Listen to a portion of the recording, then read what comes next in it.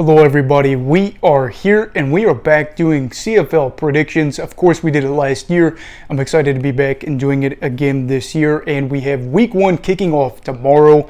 This video will probably go out, I'm guessing, probably about 4 or 5 today, and you of course can make your predictions in the comments below and watch me, kind of my explanations for these picks. So let's get started. The first game is of course the BC Lions against Calgary Stampeders tomorrow at 9 p.m. Eastern Standard Time, but it is in Calgary. The Lions last year ended up going 12-6, so did Calgary, and then of course these two met in the Western semifinal, and the Lions ended up beating them to go on to play the Winnipeg Blue Bombers. Calgary has got to be motivated here, hopefully having a good crowd. I know that their attendance has kind of been the talk of the town lately and how it's dropped a little bit compared to years past, but this is a group that really is in a situation where they should be a great team, or at least a team that contends for a playoff spot. I'm really excited to see this game.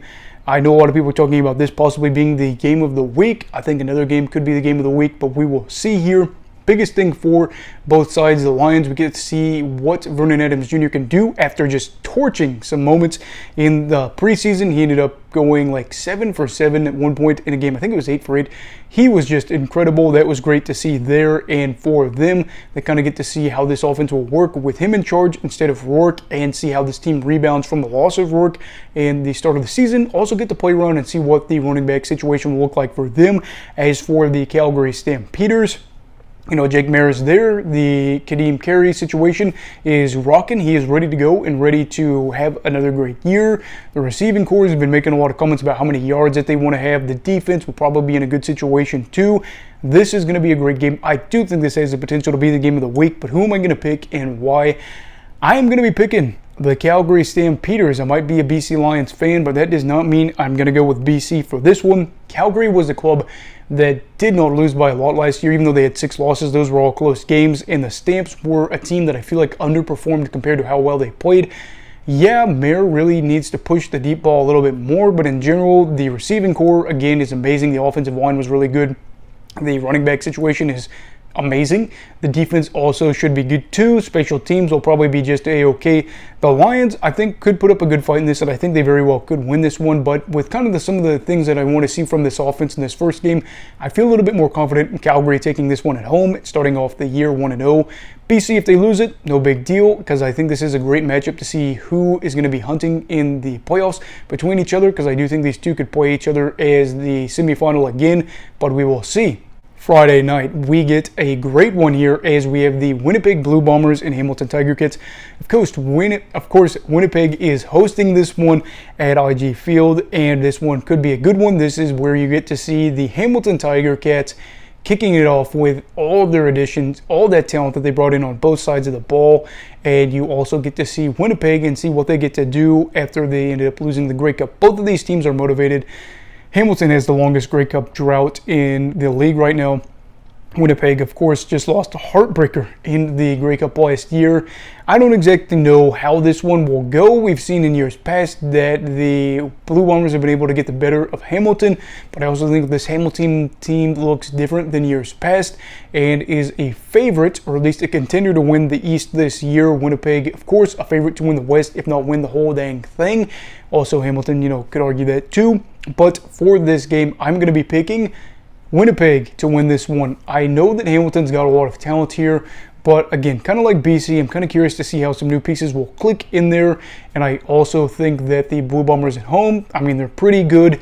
They went 8-1 last year during the regular season, and they are bringing back so many of their players and are just a group that on both sides of the ball are amazing. Sergio Castillo, like I said in the season preview, probably is going to provide some stability there at kicker. It's just going to be a good situation for them. I think this one could be the game of the week. We will see. Then Saturday night, we have the Ottawa Redblacks heading to Montreal to take on the Alouettes. This one is one that I think a lot of people were leaning Ottawa, and then Mazzoli ended up getting injured. I think Santos Knox will also be out of this one, if I'm not mistaken, so that tilted the tide a little bit to where people are favoring Montreal. I think that with Arbuckle, they're going to have to figure out what's going to happen there. The running back situation for there, I think, too, is a little bit murky, trying to figure out what they're going to do. But I also think that it's not as bad as people were making it out to be. Defense, you get to see Lorenzo Malden to see if he gets to replicate that success. They are dealing with some other injuries that we've talked about in the season preview. Montreal, a team that is expected to be kind of the division bottom feeder, if not the league bottom feeder this year. I've seen that from multiple people. But I have guys like Cody Fajardo, you have William Stanback, and they have some other guys too that are going to be making their appearance for the Owls. Of course, Stanback already has, but Fajardo hasn't, and things like that. But we get to see Moss, of course, get back to be the head coach in this one. I think this could be a very good game, especially now that Mazzole's out of it. And for this one, I am going to be picking Montreal.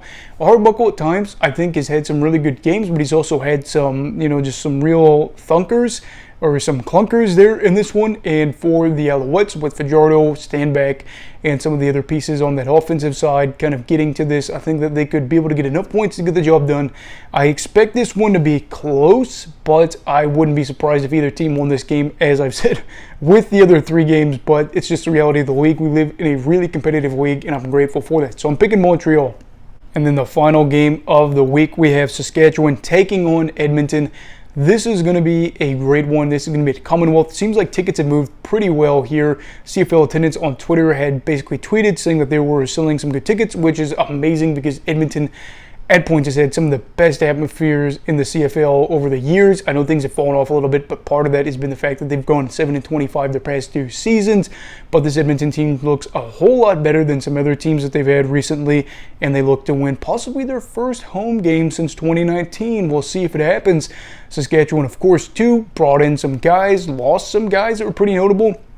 Kelly Jeffrey making his offensive coordinating debut. I'm excited to see that. And this is at 7 o'clock, which is normally a time that I'm kind of worried about seeing this, with me having to go to bed at 10, but I'm not really worried about that. I will stay up and just probably watch this one. I know that I'll probably be getting ready for bed towards the 4th quarter for this one, but if it's a close game, I will be watching it. This one, I also think will be close. Hey, guess what? That's good for us. And for this game, I will be picking the Saskatchewan Roughriders. Edmonton, I think, could pull it off and get this first home win, but I also don't exactly know what they're going to be right now. They are a club that could be right there with Saskatchewan, trying to compete and trying to stay above one or the other, because you're really not exactly sure how the West standings are going to work out right now. But I think that the Roughriders are in a spot where the running back situation is good, the offensive line bad, maybe. I don't know. It kind of depends on how you look at that, with the whole Fajardo running, Harris kind of getting the ball out quick to his receivers.